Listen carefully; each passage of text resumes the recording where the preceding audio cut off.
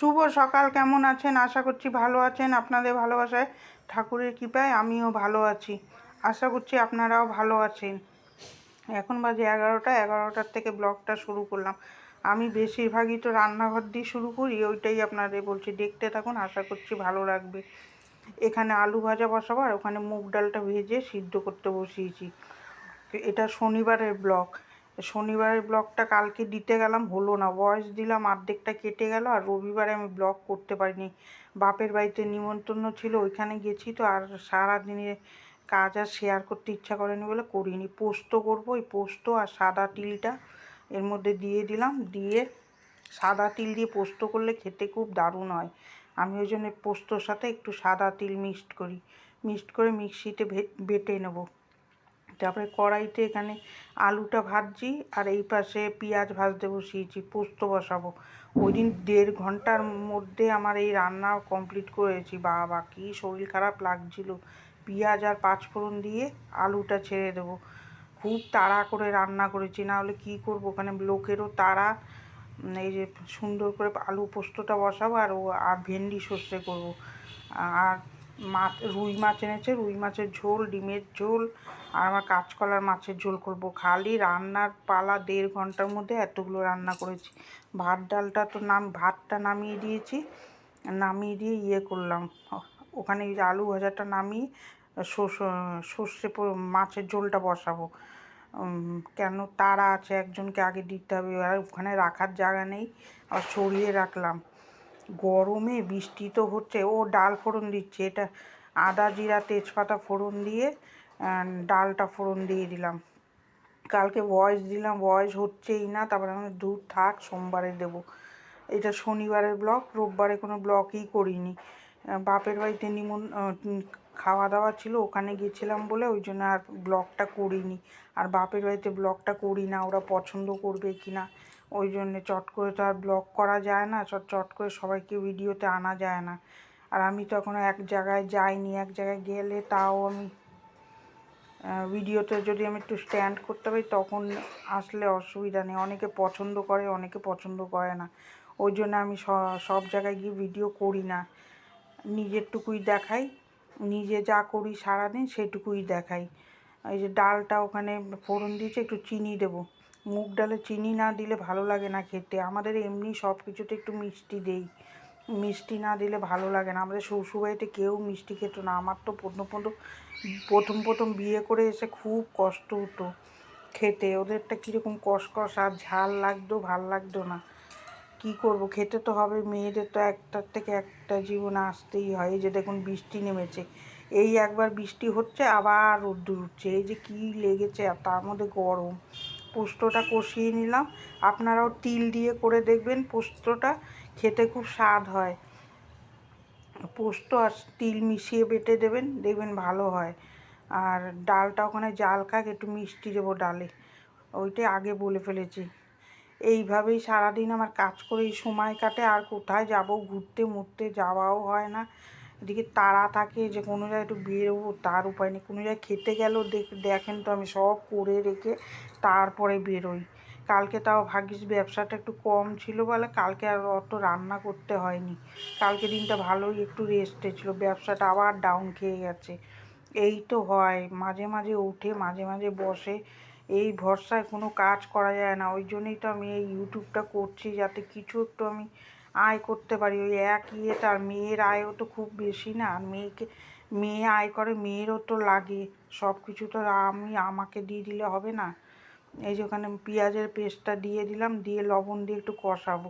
এইটা মাছের ঝোল আর ডিমের ঝোল একসাথেই করব, ও আলাদা আলাদা করব না, অনেকটা সময় যাবে। ওখানে রুই মাছটা ভাজতে বসাবো। বরমশাই কী জানি করছে, ও মাছ ফ্রিজ থেকে বের করতে ভুলে গেছি, ওইটা জলে ভিজাচ্ছে। ওনার একটুখানি ইয়েটা গা দেখা যাচ্ছে, কিছু মনে করবেন না, গরম পড়েছে তো, আর খালি গায়ে থাকার অভ্যাস, চট করে তো আর গেঞ্জি পরতে পারে না। এই যে সুন্দর করে হলুদ লবণ লাগিয়ে নেবো, নিয়ে মাছটা ভেজে নেব। কালকে কতবার, 2বার ভয়েস দিচ্ছি, 2বারই কেটে গেছে, চিন্তা করুন তো। তারপর আমি যে দূর থাক গিয়ে পড়ে, আমি সোমবারে দেব। আমার এই সপ্তাহে 3 দিন ছুটি হয়ে গেল। ছুটি করতে চাই না, কিন্তু 1 দিন 2 দিন না শরীরেও দেয় না। কাজ কিন্তু আমি করি, কিন্তু ভিডিওটা করি না। ভিডিও করলে একটু সময় লাগে, যেই কাজটা আমার 5 মিনিটে হবে সেটা 10 মিনিট লেগে যায়, কিন্তু কাজটা আমার করতেই হবে। এখানে কাঁচকলার ঝোল বসালাম আর ওখানে ভেন্ডি সর্ষে বসিয়েছি। 1.5 ঘন্টার মধ্যে পুরো রান্না কমপ্লিট করে দিয়েছি ওদিন। এই যে গ্যাসের কাছে দাঁড়াই আর আমি তো বসতে পারি না, পা যা ব্যথা করে। পরে সকালে তো পুজো টুজো দিয়ে কেচে কুচে নিয়েছি, এক চোট তো ওখানে হয়ে যায়, তারপরে দ্বিতীয় চোটে এইগুলো হয়। বাবা, তারপরে যা শরীরে শুলে আর আমার কোনো জ্ঞান থাকে না। সর্ষে বাটা দিয়ে করলাম ভেন্ডি সর্ষে, তার এর মধ্যে একটু গোলমরিচের গুঁড়ো, জিরা ফোড়ন দিয়ে কাঁচকলা আলুটা দিয়ে দিলাম। কাঁচকলাটা একটু হলুদে ভিজিয়ে রাখতে হয়, নাহলে কালো হয় ঝোলটা। তারপরে কচলে কচলে অনেকক্ষণ ধরে ধুতে হয়, নাহলে ওই কষটায় না ঝোলটা কালো করে দেবে। তারপরে ওই জিরা বাটা আর গোলমরিচের গুঁড়ো দিয়ে একটু কষিয়ে জল দিয়ে দেবো। কাঁচকলার ঝোলটা খেতে খুব ভালো হয়েছিল, এরমভাবে খাবেন, ভালো লাগে। আর এগ রোল করেছিলাম বিকালে, সকাল দিয়ে কী করেছি রাত্রি অবধি আপনাদের সাথে আজকে ভিডিওটা শেয়ার করলাম। পুরোটা তো কাজ শেয়ার করা যায় না, সংসারে অনেক কাজ থাকে, তাহলে আপনাদের 1 ঘন্টার ভিডিও হয়ে যাবে। কিছু কিছু কাজ দেখালাম, সারাদিন আমি মোটামুটি বিকাল রাত্রি অবধি কী করি একটু শেয়ার করলাম, দেখুন কীরকম লাগে। ভিডিওটাগুলো আপনাদের কীরকম লাগছে কমেন্ট করে জানাবেন। আমার কিছু ভুলও হতে পারে, আপনারা যদি একটু বলে দেন তাহলে কি হবে, আমি শুধরে নিতে পারবো। সব কিছুই আমি সব জানতা হয়ে গেছি সংসারে তা তো না, অনেক কিছু ভুল কাজ করতেও পারি। আপনারা যদি আমাকে একটু বলে দেন যে এইটা এই করলে এই হবে, তাহলে আমার সুবিধা হয়। জিনিসপত্র গুছানো বলুন, রান্না বান্না যাতেই বলুন, তাহলে আমার ঠিক হয়।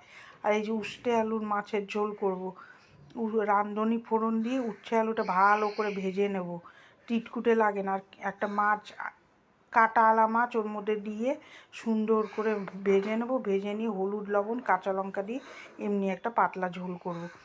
আমরা কিন্তু কোনো দিন খেতাম, বাপের বাড়িতে খায় না, এই শ্বশুরবাড়িতে খাই। এই খেতে খেতে এখন আমার ভালো লাগে এই ঝোলটা খেতে, টিটকুটে কিন্তু একটুও লাগে না। ওই জন্য জলটা একটু কম দিতে হয়, সিদ্ধ হওয়ার মতন। বেশি জল দিয়ে ফুটালে তিতা হয়ে যায়। এইসব রান্না আমি শাশুড়ি মার কাছ দিয়েই শিখেছি, খেতে ভালোই লাগে, খারাপ লাগে না। সব কিছুই যে আমাদের বাপের বাড়িতে মিষ্টি দিলেই রান্না ভালো হয় তা না, শ্বশুরবাড়ির বদনাম কেন করবো সব সময়, ওইটাও তো ভালো না। ওনাদের যেটা ভালো সেটা ভালোই বলবো, আর আমাদের যেটা ভালো সেটা বলতে হয়, মিথ্যা কথা কেন বলবো। এই সুন্দর করে বাসন টাসন গুছিয়ে নিলাম। অনেকে দেখি শ্বশুরবাড়ির নামে কীরকম বলে, আমার আবার ভালো লাগে না।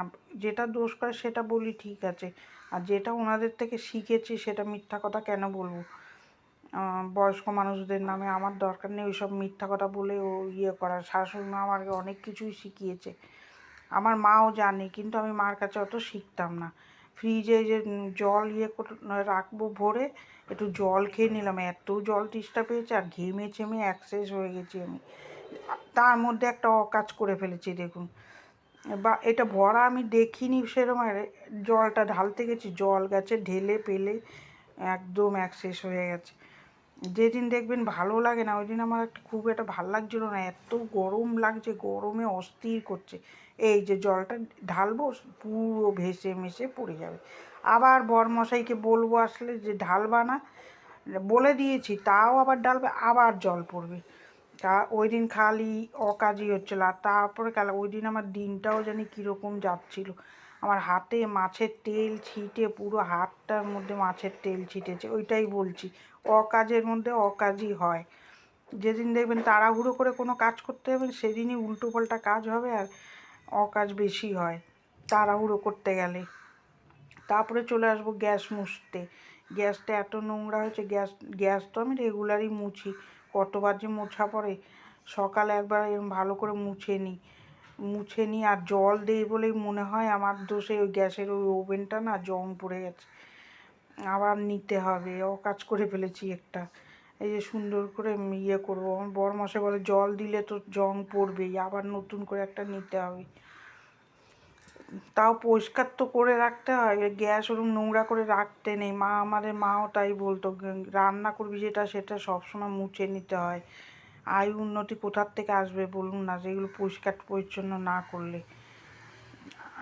এখন মা করতো আগে, আর এখন আমরা বুঝি সংসারে যদি মেয়ে লোকরা পরিষ্কার না হয় নোংরা কাজ করে সংসারে, দেখবেন পয়সা থাকে না, ফুসফাস উড়ে যায়, একটু আয় উন্নতি বাড়ে না, নেকে পজিটিভ এনার্জিটা আসে না। ঘরদোর যত পরিষ্কার করবেন দেখবেন তত ভালো, মনটাও ভালো লাগবে।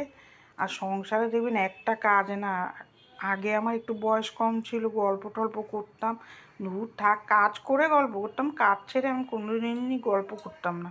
বিয়ের আগের ব্যাপারটা আলাদা, বিয়ের পরে আমি পুরো কাজ কাজ না করে গল্প করতাম না, কিন্তু আমার গল্প করতে একটু ভালো লাগতো। একটু যদি কেউ গল্প করতো তার দাঁড়িয়ে, তার জন্য চুগলিবাজি না, ওই চুগলিবাজি আমার ভালো লাগে না, এর নামে ওর নামে বলা বলে ওই সব না, কত রকম ইয়ার্কি থাকে, হাসাহাসি, ওগুলো ভালো লাগে।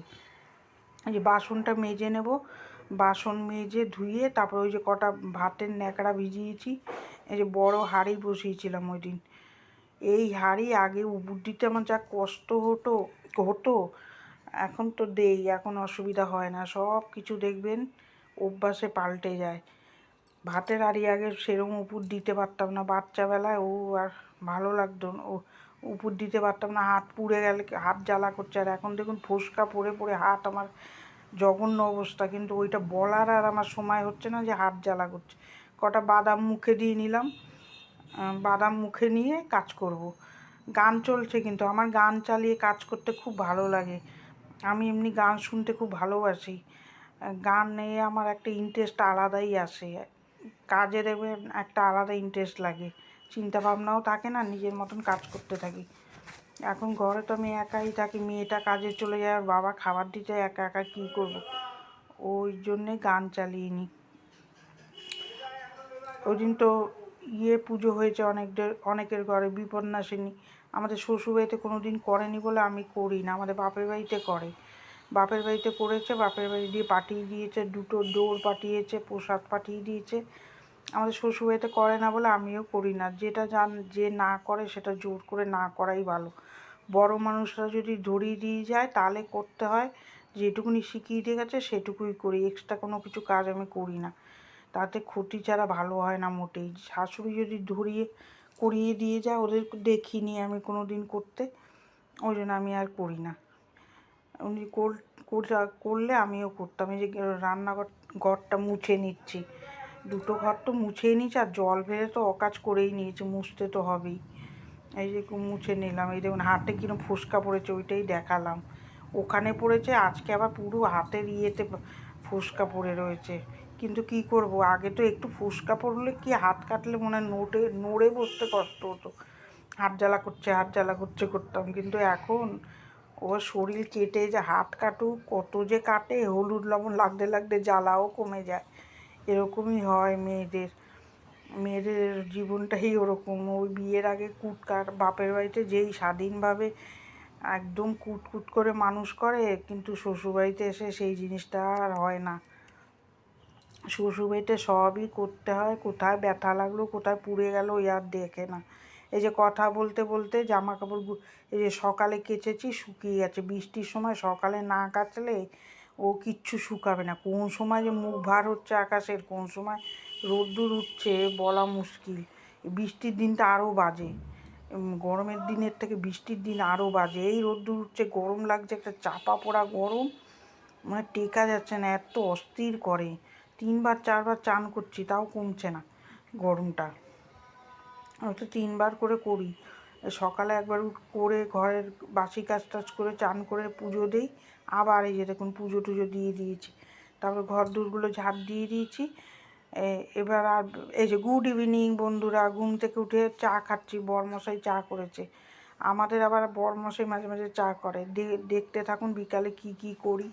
বরমশাই একটু পুজো দিয়ে দেবে, সন্ধ্যাটা উনিই দেয়, মিথ্যা কথা কেন বলবো, আমার দিতে গেলে আবার কাপড় জামা ছাড়াও ইয়ে করো, আমি তুমি সন্ধ্যা দাও আমি ঠাকুর দেবো, তাহলেই হয়, 2জন 2টো করি। এই যে ধুনো তো আমাদের ঘরে ধরাবেই সন্ধ্যাবেলায়, ধুনো ধরানো ভালো, আমাদের শ্বশুরমশাইও বলতো, মাও বলে সেটা, ধুনো ধরালে কোনো খারাপ জিনিস ইয়ে হয় না, পজিটিভ এনার্জিটা ভালো লাগে ধুনোর গন্ধে সন্ধ্যাবেলায়। এই যে সুন্দর করে ধুনো ধরালো, ধরিয়ে চারিদিকে ঘুরাবে ঘরের পাশে, তারপরে এগ রোল করলাম, মেয়ে এসছে খিদা লেগেছে, বলছি দাঁড়া এগ রোল করছি, এই যে বরমশাইকে টেস্ট করতে দিয়েছি, উনি বলছে খুব ভালো হয়েছে, এটা আমি শর্টে দিয়ে দিয়েছি, আপনারা চাইলে ওখানে দেখে নিতে পারেন। এই যে তারপরে চলে আসলাম, এই যে কাঁথা পেটেছি, দেখুন কাঁথা পাটানোটা আপনাদের সাথে শেয়ার করিনি। এই যে এরমভাবে ঘরে পাতিয়ে নিতে হয়, পাতিয়ে নিয়ে এই যে সেলাই করছে, এই দেখুন এরমভাবে ছোট্ট ছোট্ট করে ফোড় দিয়ে দিয়ে সেলাই করব। অতটা হয়ে গেছে আমার, আবার একটু চোখে অসুবিধা আছে না, সেলাই করতে একটু অসুবিধা হয়ে যায়। এই যে সেলাই করছি দেখুন, একদম ছোট ফোড় দিয়ে 3-4টে সুই লাগিয়ে নিয়েছি। এরম করে সেলাই করতে হয়। আমি শিখেছি এইটাও শাশুড়ি মার কাছ দিয়ে। সেলাই ফেলাই আমি জানতাম, ফোড় দেওয়া জানতাম, কিন্তু কাঁথা সেলাই করিনি কোনো দিন। ওনার কাছ দিয়ে কাঁথা সেলাইটা সবই মোটামুটি ওনার কাছ দিয়ে আমি শিখেছি। মিথ্যা কথা বলবো না, শাশুড়ি শ্বশুরের নামে কেন মিথ্যা কথা বলবো? যেটা ভালো সেটা ভালো বলবো। আর কিছু কিছু তো মানুষ মাত্রই ভুল থাকে, দোষ থাকে, সেটা আমারও কি কোনো দোষ ছিল না? আমারও ছিল। আমি কি পুরো তুলসী পাতা নাকি? সবাই মধ্যেই দোষ থাকে, সে নিজেরা বুঝতে পারে না দোষ করছি কি না। দুই পক্ষেই দোষ থাকে, শাশুড়িরও কিছু কিছু থাকে, বউদেরও থাকে। একদম তো এক কাঠি বাজে না, বললে হয় না, দুই দিকেই দোষ থাকে। আসলে বাইরের থেকে আমরা আসি, সেটা বুঝতে পারি না ওদের, ওরাও আমাদের সেইভাবে বুঝতে একটু দেরি হয়। আবার অনেক ঘরে দেখবেন প্রথম থেকে বউদের ভালোবাসে না, আমাকে ভালোবাসতো, মিথ্যা কথা বলবো না, আমাদের ননদ টনদ সবাই আমাকে ভালোবাসতো। আমি অত মুখ চালাতাম না, তো তা প্রয়োজন বুঝে মুখ চালাতেও হয় মাঝে মাঝে। ভিডিওটা এখানে শেষ করি। ভিডিওটা কার কার ভালো লাগলো একটা লাইক দেবেন। দেখলেন তো কাঁথাটা সেলাই করছে, এই করি সন্ধ্যাবেলা বসে, সকাল দিয়ে উঠে এইসব কাজ করে কাঁথা একটু বিকালে নিয়ে বসি। আগামীকাল একটা ভিডিও নিয়ে দেখা হচ্ছে, টাটা।